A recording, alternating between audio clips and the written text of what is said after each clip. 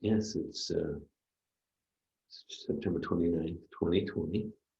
We're having a evening program here.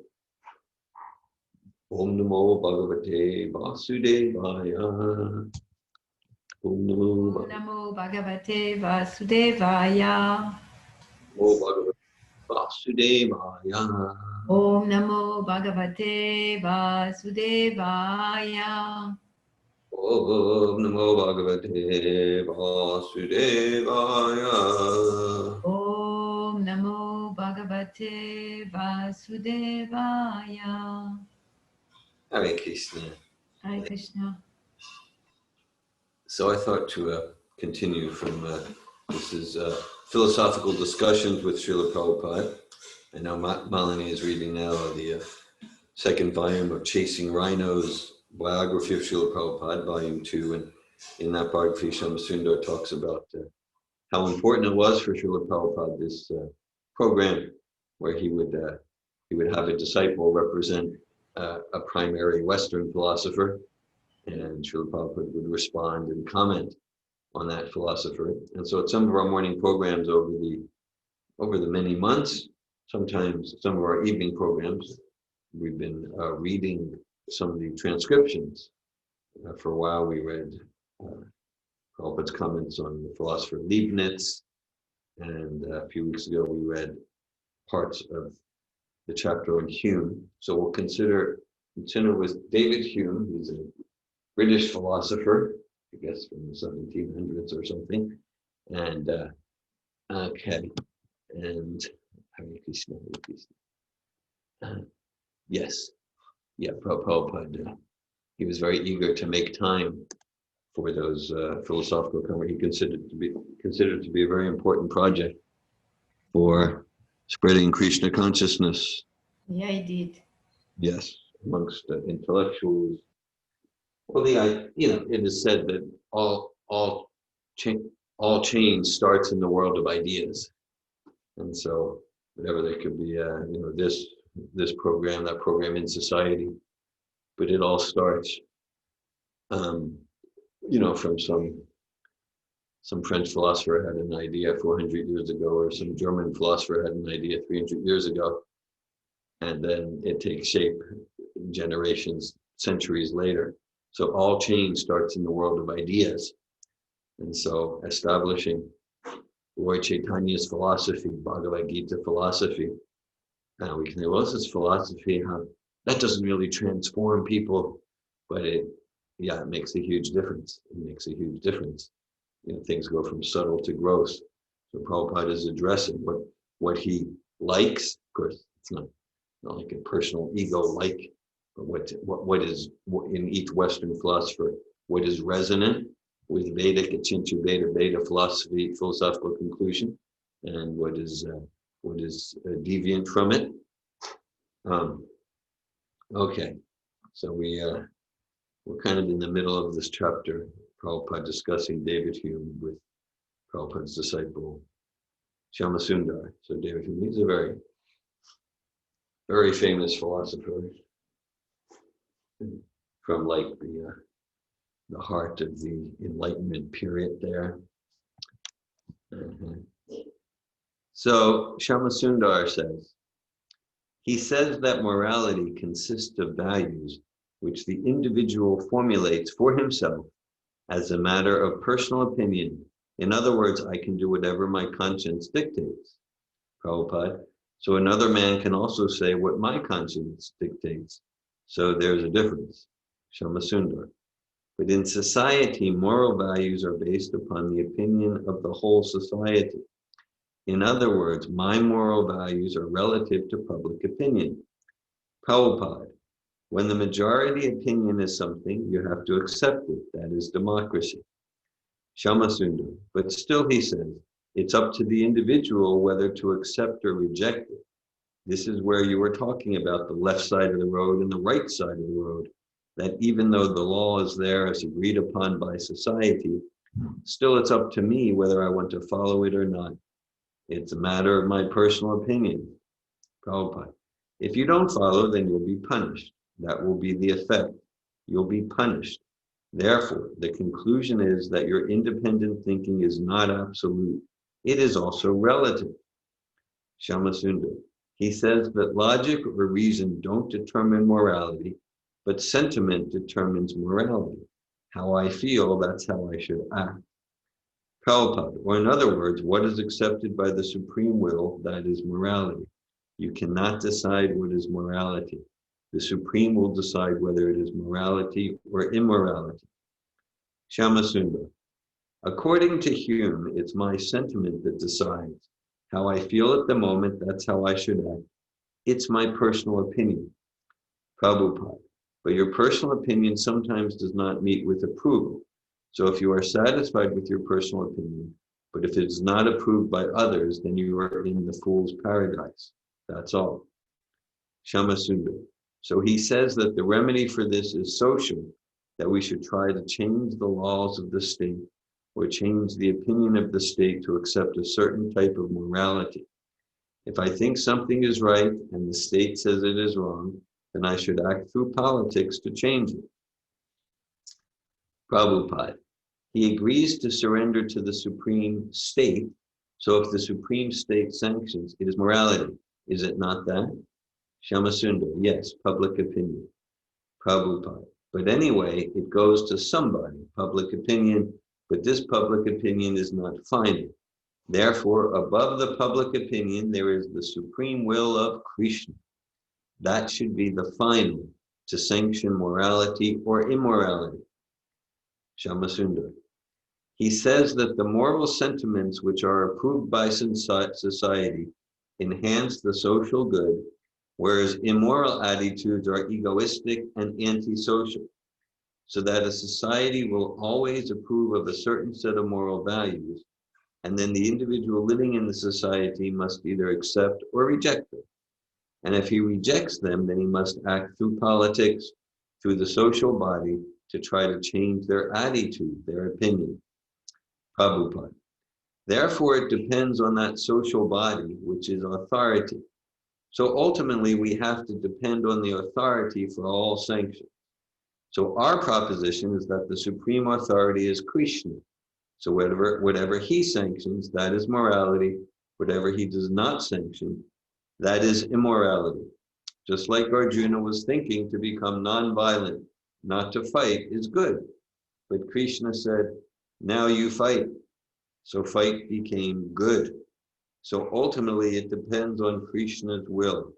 What is morality? What is immorality? What is good? What is bad? Therefore, our duty is, instead of depending on social body or political, and there's a break in the tape, Prabhupada continues, are so many, one is different from the other. We depend on the supreme will of the supreme authority. Shamasundar. He says that there is no absolute morality, that everything is relative. Prabhupada. Yes, we say also. So that's very interesting. This is my commentary. You would think, because we talk about the absolute truth. So Shaman Sundar, representing David Hume, he says there's no absolute morality, everything is relative. So we might think that Prabhupada is going to say, no, there is absolute. But no, Prabhupada says, yes, we say that also. So I find that to be a very interesting response from Srila Prabhupada. If it is sanctioned by Krishna, then it is morality. Otherwise, the same morality may be immorality. Just like Yudhisthira was asked by Krishna to speak lie. Go to Dronacharya and inform him that your son is dead, because Dronacharya had a benediction that unless he was shocked by the dead limbs of his son, he would not die. So he had to be shocked. But he would not believe anybody except King Yudhisthira, because he was known as very honest and truthful. Therefore, Krishna employed this service that you go. Maharaj Yudhisthira, he said, oh, how can I tell a lie? So this is immorality. Krishna is ordering, and he is saying that, how can I say lie? This is immorality. He is disobeying the order of Krishna. But Arjuna, he rejected all morality and immorality. He accepted Krishna's order. that is morality. He was personally thinking that if I kill my brothers, cousins, this, that, so many things, but because he was a pure devotee of Krishna, when he understood Krishna wants it, he said, yes, this is morality.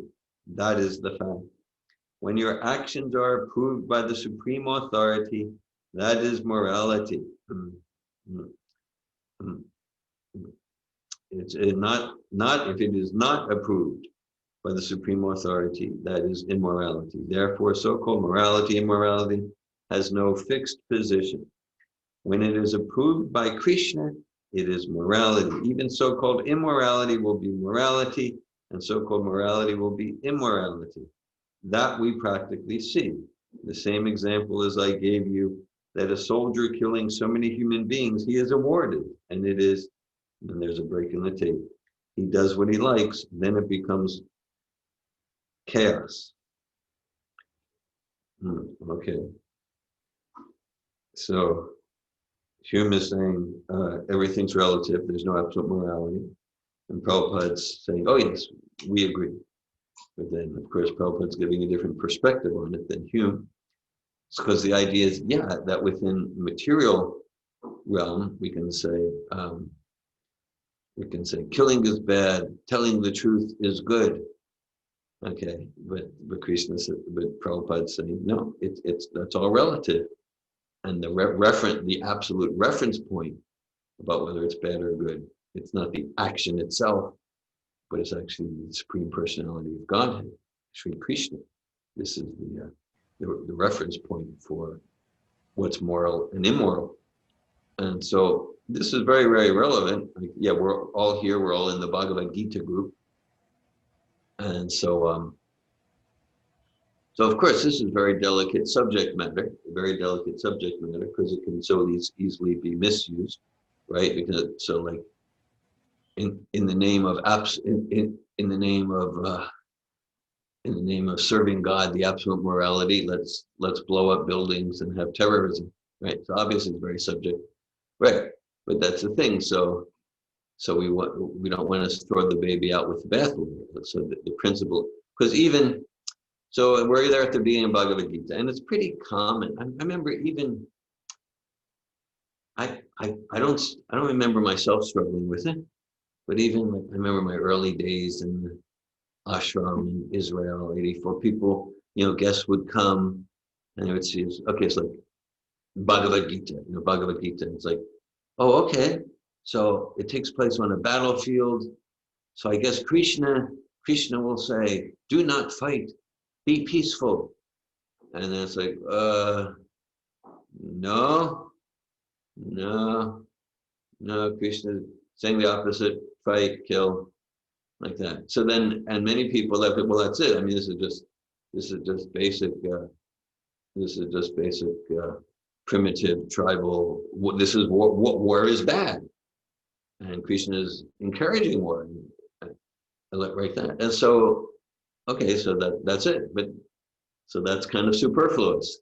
Now we can say, oh, that's because you say he's God, but that's the cause of all religious wars and terrorism and the Spanish Inquisition.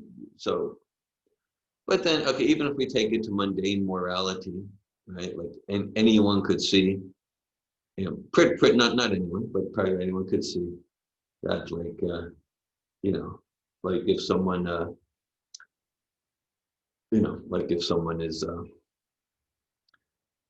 you see someone just killed someone on the street, then he's coming into your house with a gun, right? And like, and if there's, he's about to kill someone else, then there's a time like, well, he needs to be killed in self-defense, or I hope the police officer uses violence, right? Or expanded that if there really is a virtuous nation, innocent citizens, and the nation's being attacked, there needs to be a class of people, whether it's internal, the police, or it's international, the military, to ready and skilled to do violence. I mean, hopefully, it's a good, so whether it's a family, an individual, that anyone could see there's a time for violence, or let's say well, okay, all right, so I can see where maybe physical violence isn't always bad, okay, but telling the truth is always good, right? Now again, see, we don't want to use this to say to justify lying, but again, even in just without bringing God into it, just let's say okay, let's say we're there and we see someone just killed two people. He's got a bloody knife, and and uh, a little child just ran past and ran to the left, and then the guy with the bloody knife, where did that child go? Where did that child go? And so I can think, well, I want to be a moral person, so I'll tell him the child went to the left, right? So pretty much anyone would say, you're a very bad person to tell the truth in that situation. Yeah. Did you have a comment, Malini? No, continue. To finish your sentence, and I have a That's comment when you're done. right. So I could think I'm a good person because the child ran to the left, and the murderer with the bloody knife wanting the child, I told the truth. Most human beings, without even bringing God or absolute into it, would go, no, if you're a good person, you'll say he went right, or he went backwards. You're not going to tell the truth. Telling the truth is immoral in that situation. So it just takes to get a little bit below the surface to get to a deeper understanding of virtue and morality. Yes, Melanie, I'm glad to hear from you. I'm just a little in a challenging mood, but yeah, I like it seems that good and bad, right and wrong, it's all part of the dual world, and the dual world doesn't have any space on the absolute realm. So of course, from the absolute realm, the dimension are completely different, and it step out of morality and pious, moral, immoral, right, wrong, truth, and untruthfulness. Like even Krishna forced Yudhishthira to lie. Yeah. Like that. But then, because we are studying the Bhagavad Gita, I'm going to bring some salt in that, because I know when when I was first studying the Bhagavad Gita, and I started to also understand Bhishmadev's position. Yeah. In the whole intrigue between the Pandava and the Kurus, then it was really, really difficult for me to understand Bhishmadev, because in the situation that you explain, where when the child, almost Bhishmadev will tell the truth in that situation, knowing that the child will be killed. It's his position. He is righteous, truthful, and dutiful above any other principle all the time. And something like the chapter 1 of the Bhagavad Gita, which we are in that module now, there is a story of Dhristadyumna, and we can see there too, because Dronacharya was told that the son of Drupad will kill him, because Drupad had a revenge toward Dronacharya. And then even though he was like that, Dronacharya made sure that Dhristadyumna was well equipped and trained in military art, so much so that he became the commander of the opposing party. So I'm just looking at, I'm not saying anything against what you're saying, but I'm looking at those personality where those code of moral, ethic, and piety become more important than even other principles that seems to be higher. But of course, we know it's all passed amongst Krishna. Yeah, but it's all passed on to Krishna, but it's the stuff of good, important discussion. Yeah, and okay, of course, with the situation of Dronacharya, he was willing to be virtuous even though his own life was at stake.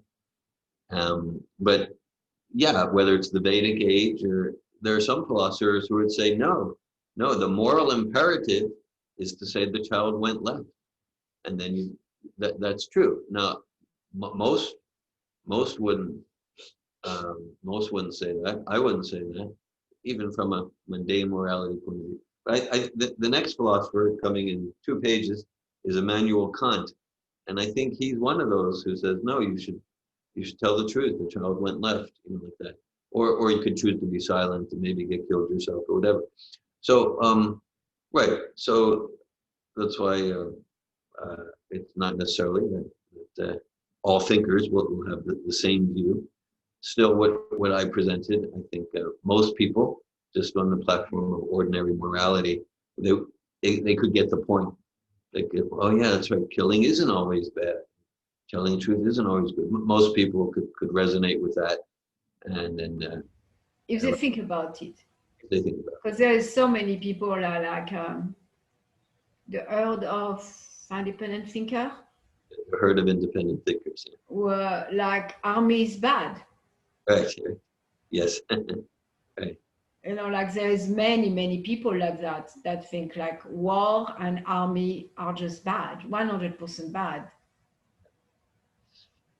So in a sense, I'm reminded of what I guess it was summer of 1969. Was that Woodstock? mm-hmm. The Woodstock concert. Joan Baez and Jimi Hendrix and all the hippies. Birds. What's that? The Birds. The Birds were there. So many the bands of the age. The band, yeah. Yeah, right. And so airplane.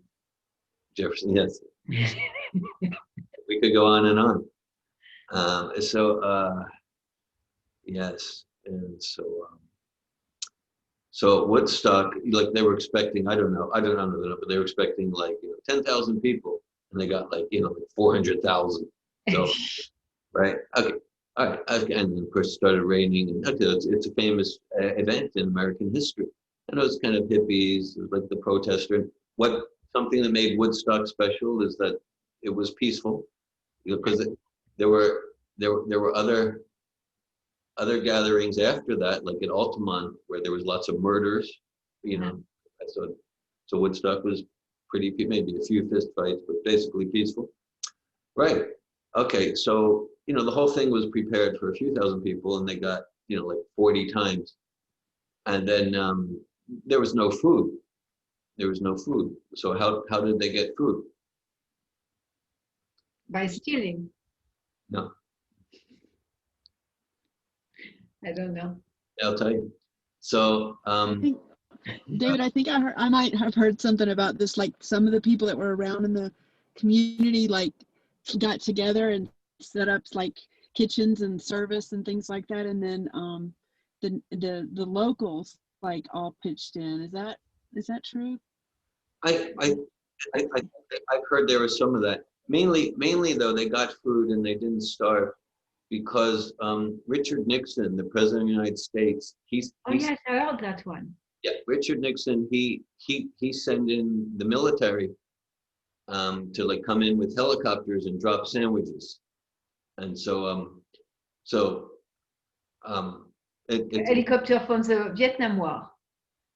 Yeah, exactly. Right, so it's an interesting philosophical point, right? Because I heard that one. That was the group, army and military. These are bad, but then the army is the one bringing you the peanut butter jelly sandwiches. So are they good or bad? I don't know. This is too bewildering and confusing. It's so confusing, right? Yeah, there was that communal spirit helping, and locals, yes, but I think a very important point that so the idea was, and the military came in to feed the hippies who were protesting against the military. And how was the military funded for the fuel for the helicopters? Because the hippies' parents who work at the oil companies pay taxes. The asses. What's that? The asses. Acid? Asses. The ass that are working hard. Oh, the acids, yeah, right. Okay, right. So Right. So we're just using that as an event in American history to illustrate a rather ironic point, as far as so Prabhupada's saying, yes, within the material sphere, it's relative. Even something that we might think is absolute, telling the truth, or killing, this is good, this is bad. And so, okay, so what's the ultimate reference point? And then without, I think some or most of you have heard me quote the valedictorian at Harvard. Ladies and gentlemen, there's one experience we've all experienced at this fine institution of higher learning, and that experience is confusion. He was the student valedictorian at Harvard somewhere in the 1980s. And he went on to say the freedom of our day is the freedom to devote ourselves to any values we choose on the mere condition that we don't believe them to be true. Meaning, as long as we don't believe in them, as long as we're absolutely sure there's no absolute. So then that's definitely a formula for psychiatric medication. Yeah. And right, it's a formula for insanity that we need to, you need to numb yourself. So Prabhupada's saying, no, so it's learning how to take shelter of Krishna, and then we're guided how to act in a way that's absolutely moral, absolute morality. And it's simple, but it's not an easy thing. It's not easy. It's such a principle, though, in coaching, and even more so, I think, to coach when coaching with devotees, that sometimes Krishna does things that are really unorthodox in the life of devotees, and that's absolutely good.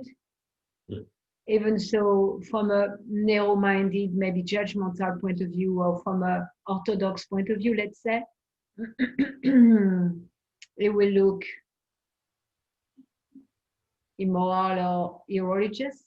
Yeah. But we can see from Krishna's perspective and platform, it's absolutely good. Yeah. Well, because it's all meant to bring his children as spirit souls towards him. Mm-hmm. And we might see it that way, receive it that way, respond to it that way. At the same time, we might choose not to. But that's always Krishna's absolutely good intention. Mm-hmm.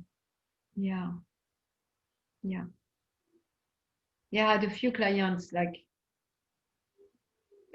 recently, and I feel like, it's so obvious that somehow Krishna is acting in a very unorthodox way through their lives, in a way that's like nothing else could really advance that person in their self-realization. Yes. Yeah. Yeah, I was just talking to someone very recently, and this person was on today I was talking to him, and this person was on a particular track in life, and it's like successful, entrepreneurial, this and that, and this person wasn't particularly spiritually or religious minded, but this person then this was maybe about 10 years ago, some terrible disease befell him, and in suffering in that, like he couldn't do anything, he couldn't move, he was finished, and he was a young fellow, right? He was younger than Keith is now, so he was young, and this terrible disease came upon him. And then in that disease, he said he heard some voice, and then he could see that his life was about profit, fame and profit, fame and profit. And then he said, okay, really what I want is truth. What I really want is truth. And then he changed his whole life. And then after a few months, he was relieved of the disease. And he told me, he said, if it wasn't for something that severe, like the disease, he might never have gone there in this life. So the disease was the worst tragedy of his life. it was terrible, and he's truly seeing it as the greatest blessing. So, okay, so I think I feel responsible to balance this, because it's true that killing can sometimes be good, whether in the absolute or relative sense. Telling the truth can sometimes be bad, whether in the absolute or relative sense. Of course, if we're serving the absolute truth, then that's the ultimate truth. At the same time, because that can be so much taken advantage of, let us emphasize that the Vaishnava principle is to cultivate sattvic qualities, not in the name, I'm transcendental to sattvic morality. I just serve Krishna, so I'm going to blow up a building, or I just serve Allah, so I'm going to blow up a building, or I just serve Jesus, so I can burn someone at the stake, exactly. So no, so the Vaishnava principle, the Vaishnava principle is to cultivate the sattvic qualities, cultivate tolerance and truthfulness and non-violence. That's the point. There we are in chapter 1. In chapter 1 of Bhagavad Gita, we're going there, right? So Prabhupada, he both praises and criticizes Arjuna. So Arjuna, even though he's the alpha warrior kshatriya of the age, he has such a soft heart. He doesn't want to fight. He's actually naturally non-violent. And so that's praiseworthy. Of course, then we're looking at an even higher platform as transcendental service to Krishna. But a devotional heart is naturally non-violent. If it's rarely, like in Arjuna's case, it is the service to be violent, and that's the way to serve Krishna, because there are these harsh rulers, causing pain to the people, and so like that. So a devotee is truthful and clean and naturally austere, and not looking for self-aggrandizement, and a devotee is non-violent. That's all Bhagavad Gita, like that. At the same time, the devotee is not attached to the external form of those qualities, and so just so that we don't misuse the exceptional transcendental loophole, we might say. Hare Krishna. That's always a danger in spiritual life, isn't it? Prabhupada says spiritual life is like a razor hedge. And that's where we can cut ourselves. We can take a principle and really use it for our betterment in spiritual life. And we can use the same principle to kill our spiritual life. Yeah. Again, so thanks. So many examples. So a devotee is not naturally humbly serves his or her spiritual master. Bali Maharaj is celebrated for rejecting his spiritual master. So it's very exceptional, right? Because in that particular situation, he got the essence in a spiritual master to take away. So let's say if I start violating Prabhupada's instructions, I'm just following Bali Maharaj. So that becomes the bloody side of the razor's edge, that sort of thing.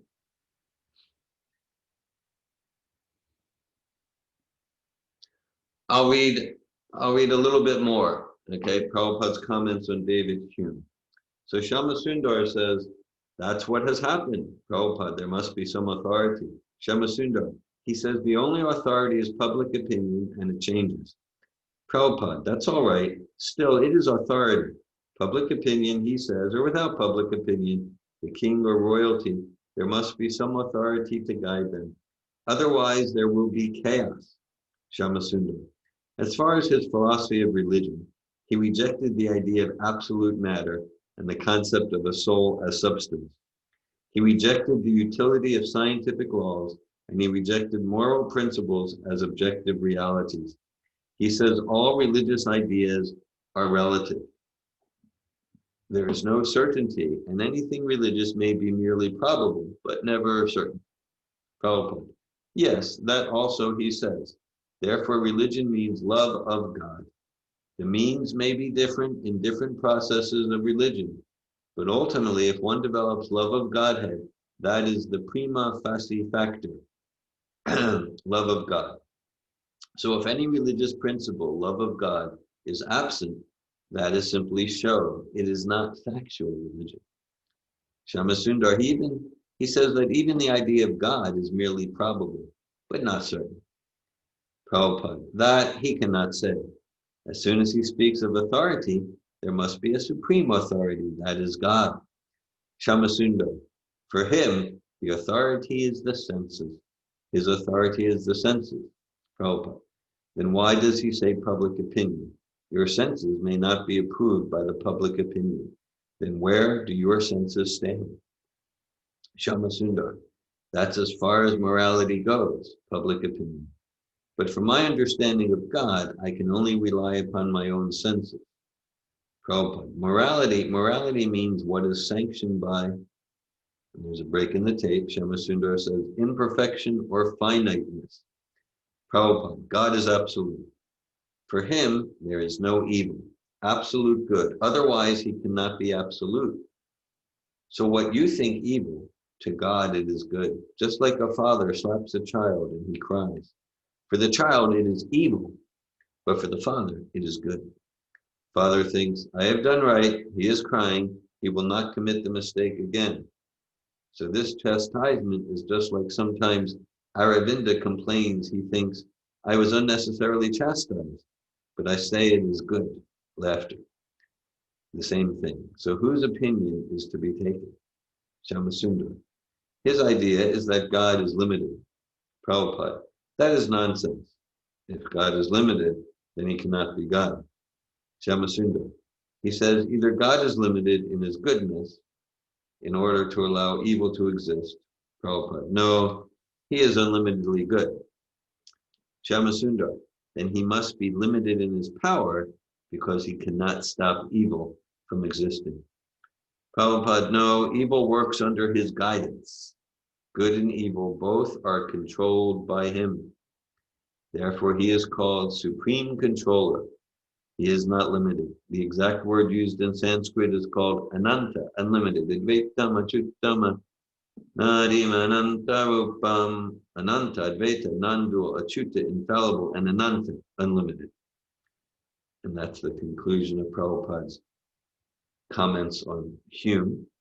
The next philosopher Prabhupada speaks about is Immanuel Kant. Okay. I love when Prabhupada said, like, if God is limited, then he's not God. Or like, I love when he does things like that. Yes. Yeah. Because it's like, if God is limited, he's not God. So the question that comes, so who is? And Right. it's okay, well, God is limited because he's weak. He's weaker than the evil because there is evil in the kingdom of God. And no, it's God create both. It's so not politically correct. Yeah. Back, maybe it was early 80s, there was a book by Rabbi Harold Krishna. Pretty good name. Rabbi Harold Krishna. Yeah, perfect name. Yeah. And his book's entitled Why Bad Things Happen to Good People. And my mother wanted me to read the book. I never did, but I think I get the idea. The idea is like, sort of like, as Shamasundar is representing Hume here, the idea is, well, God's trying his best, but what can you do? Give the guy a break. He's trying his best, but sometimes just like, you know, a strong evil personality like Joseph Stalin or Adolf Hitler comes along, and then what can God do? He's trying his best. I know. So evil is bigger than God. Right. So that must not be God. Prabhupada says, not God. So if something superior to God, that's not God. Yeah, and if you want to call it God, it's not a very inspiring God. Thank you. Yeah, or the devil somehow infiltrates God's home in Yes. heaven and takes like a third of his people away from him. And then he just has to say, well, I guess this whole earthly realm is just under your control. I don't know what to do with you people, like, yeah. Right. So the thinking is, yeah, either God isn't all powerful or he's not all good. So Kushner tried to salvage God. God's all good, but I guess he's not all powerful, kind of like what Hume is saying. So again, we're very fortunate that Prabhupada sailed on the Jaladuta and gave us this, the conclusion of Vedic philosophy. We don't need to grapple with these issues, not because we're not thinking, but because we're thinking more deeply than just, what is on the surface.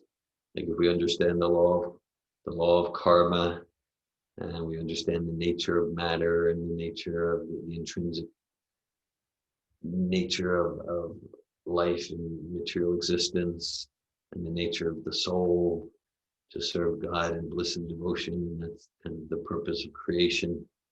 And so then,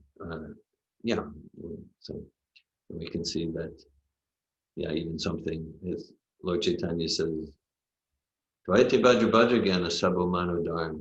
This material good and bad, this is all relative. It's a mistake to think in those terms. And then just about a page before we ended, Prabhupada, again, because Hume is kind of saying, well, this religious ritual practice, it's all relative. And Prabhupada's kind of agreeing, right. And Anukulyasya Sankalpa Pratikulyasya Varjanam. Smartavya Satitam Vishnu Vismartavya Chatucha. So that the essential principle, always remember God, never forget God. So Prabhupada's saying, right, it is all relative. And if there's some religious ritual or prayer or whatever, if it's not really one's not really developing godly qualities and developing their love for God, then it's useless, or worse than useless. And whatever someone's doing, if it's actually helping them towards love of God, love of Krishna, then it's absolutely good, and that's the principle. Yeah, it's amazing that even someone like me, like born with no knowledge, no culture, no intelligence, by the mercy of Srila Prabhupada and by his simple teaching, I can respond to those very philosophical questions that philosophers took, hundreds and hundreds of years still discussing and debating about reconciling those two, like the omnipotency of the Lord and the omni-goodness of the Lord. Yeah. Yeah, thanks for that. Yes. Right. You can see it. Yeah, without kind of the getting mercy that comes from devotion, even great philosophical minds will remain bewildered. Yes. Any other comments or questions?